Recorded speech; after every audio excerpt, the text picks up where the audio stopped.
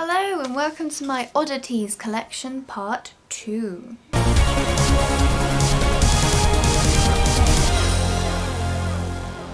So today I am going to be showing you just a few more little bits, just for those people who did enjoy the last video.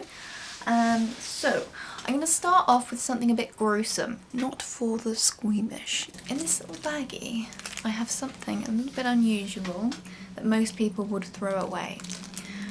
So when I had my first son, as you know, everyone is born with an umbilical cord attached, and you have to clamp it, and then you cut off the piece that is coming from the mother and the other half is attached to the baby. And this stays on the baby for a couple of days until it dries off and falls off naturally. And I actually kept mine, or I kept Arlo's, just because I think it's amazing that that was what joined us both together once before, and yeah, I just think that's really fascinating. So there we go, that's what I've got here. It's all dried up and shriveled. This is the clamp that the nurses put on. Yeah. With his actual placenta, I kept that as well, but that's buried in our garden now underneath an apple tree.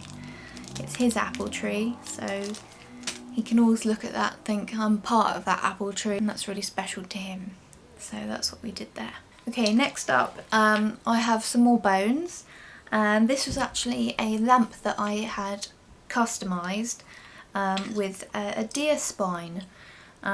Unfortunately, just prior to this video, my little one managed to break the lamp, because I had it ready on the side to be in this film. So now I've got to decide what to do with this, or these bits of spine.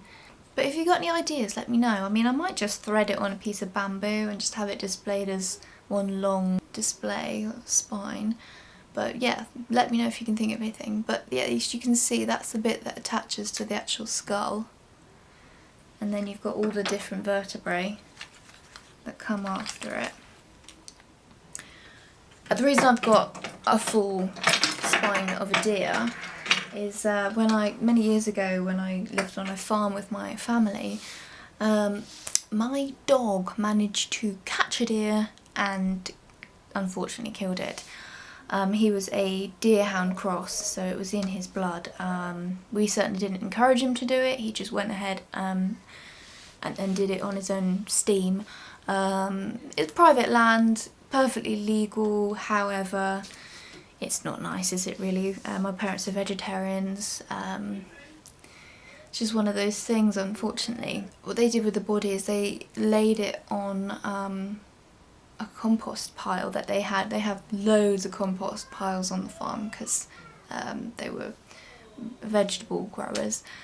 So this was a heap that wasn't in use so much. So it buried the whole body, and then several months later lifted up the earth and there was a complete intact skeleton of a deer, which I thought was amazing. So yeah, I kept most of it. Okay, so this is a very small thing. I keep it in this silver locket so it doesn't get lost. But when I was working at Pets at Home, I was cleaning out the leopard gecko enclosure, or tank if you like, and they shed all of their skin, and then they usually eat it and you don't see any bits of it left. However, I did find a perfectly intact little foot,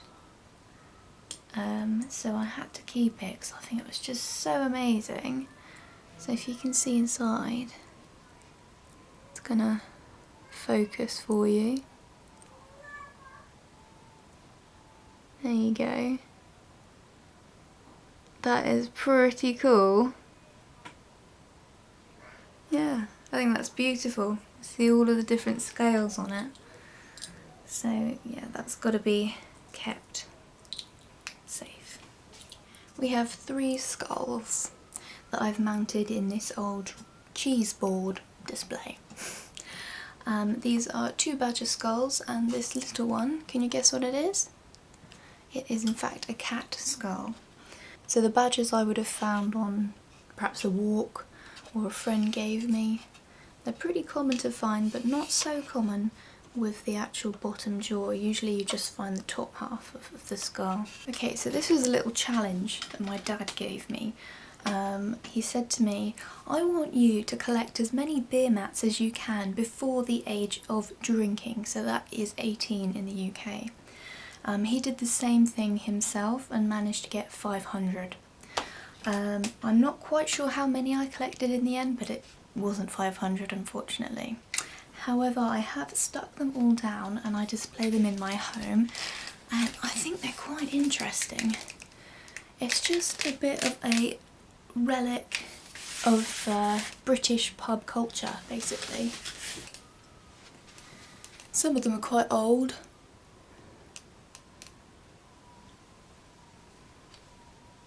But yeah, very nostalgic. Okay, so thank you so much for watching again. I hope you like this little series of videos. Yeah, give us a like and a thumbs up and subscribe. I've also got a Instagram account which is Elsley YouTube, so yeah, go check that out if you want to see more of my everyday life, and I'll keep you up to date on the new videos on there as well. So hope you're all doing well, and I will catch you in my next one. Take care, bye.